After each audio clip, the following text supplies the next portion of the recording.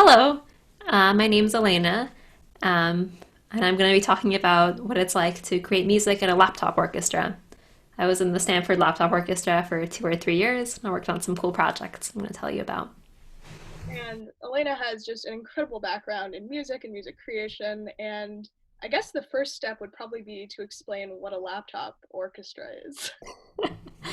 That's fair. Yeah, it's a pretty niche ensemble. We work in the genre called computer music.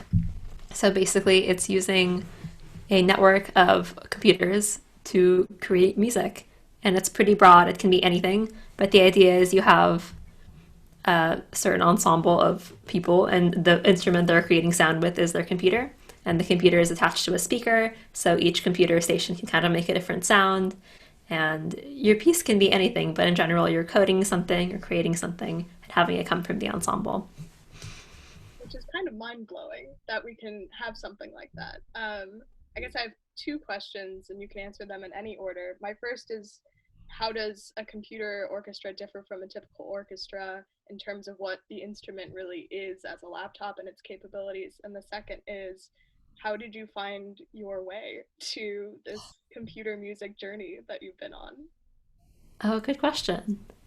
I thought I'm going to answer the how did I find my way, because that seems like an easier question to answer. I did my master's at Stanford at an amazing place called Karma, which is the Center for Computer Research in Music and Acoustics. And there's a ton of like technical music projects and all kinds of crazy things going on. Um, and one of my professors asked me to join the laptop orchestra. This is just like an ensemble that Stanford has, and you enroll in a class and you meet weekly. You learn all about computer music, and at the end, you get to create your own piece and perform it with the orchestra in Bing Concert Hall, which is this big concert hall in Stanford. And I was like, wow, what an opportunity! Get close to a professor, make music, have this awesome performance. So I That signed up, and there I was. Karma, for people who don't know, is basically like a castle that is filled with electronic instruments on a hill. It is like the coolest place on earth. I've been a very small amount of time, but it was just mind blowing for me to witness it. So the fact that you got to spend so much time there creating so much work for your masters was something that immediately made me want to talk to you about your work and the work of the orchestra and just kind of everything. Oh, thank you. Yeah, I miss it there a lot. Your second question was, how is it different from a typical orchestra? Well, it's different in a lot of ways, but I guess it's different because there are less limitations to what you can do in a laptop orchestra. Because you can have any kind of sound come out of your computer. And I would also say it's often like lower floor. So when we're making computer music, we talk about floor and ceiling. Um, so like a violin's like high floor, high ceiling. It's like really difficult to learn a violin, but then once you learn it, it's like really there's like no ceiling essentially to a violin. You can keep getting better and better. For computer music, for laptop orchestras, we look for lower floor usually because we want someone to be able to play the instrument we're asking them to play like within the two rehearsals. Like it's usually at first they can't play it, but you want them to be able to like fairly quickly. And I think that makes it easier for non-musicians to get involved. Like someone who doesn't have a ton of music experience can come in and play an instrument and compose a piece and contribute like a full member like right away, and that's super cool. That's amazing. So I took piano as a kid, and my like immediate knowledge is like, oh, well, like you would use your laptop and its keys and certain patterns to create certain sounds, and like I guess my knowledge and the knowledge of a layperson who doesn't know much about computer music would kind of wonder like how does this even work? Like where do you even begin? Wow. Where do we even begin? Okay, well, the director of the Stanford Laptop Orchestra is going, and he created a programming language called Chuck. And then Chuck's like a programming language for music. So basically, in Chuck, you can make all kinds of sounds with like sine waves and sawtooth waves, and you can have all kinds of things going. And so you'll code some piece of music, and then you'll have a way the musician like controls it. Sometimes it's like the keys, sometimes it's like a mouse or motions. Our favorite tool is something called a game track, which is how do I explain what a game track is? It was originally intended for a golf video game. So it's this like and it like tracks the motion of those strings. Originally intended to like train people to like play golf.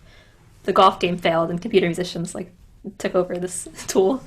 So you have this plugged into your computer. You have some code, and it's like, oh, if you pull this way, like this sound happens. If you pull with both arms, like that sound happens.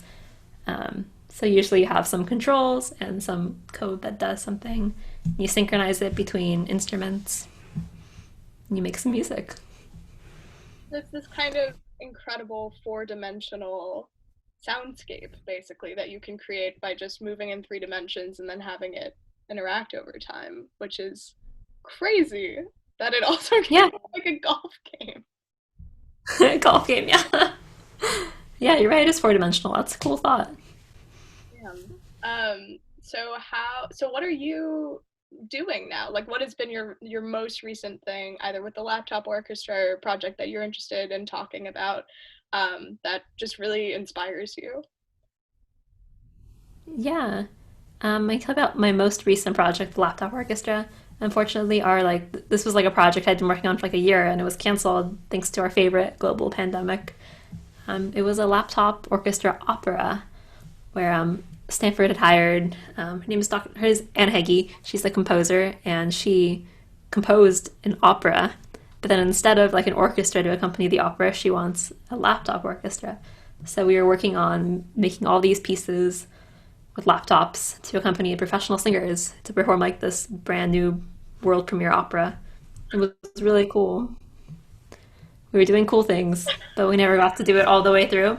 But we did. We have videos of like we performed act like one act of it, so you can see that as a video online. But we have not done the full thing yet. One That's day. so insane.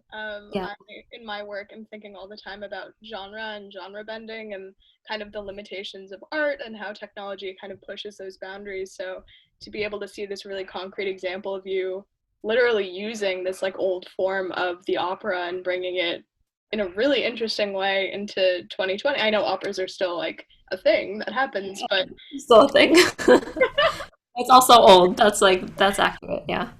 it's interesting. It makes me think of things like combining oil painting and technology and like different stuff like that. That it really makes you think about kind of the boundaries of these things. So um, There's no boundaries. You can do all sorts of cool things. yeah, that's so crazy. So what's one of your like other than this opera, one of your favorite things that you've been able to do with technology to create music that you wouldn't be able to do just with instruments and recording devices alone?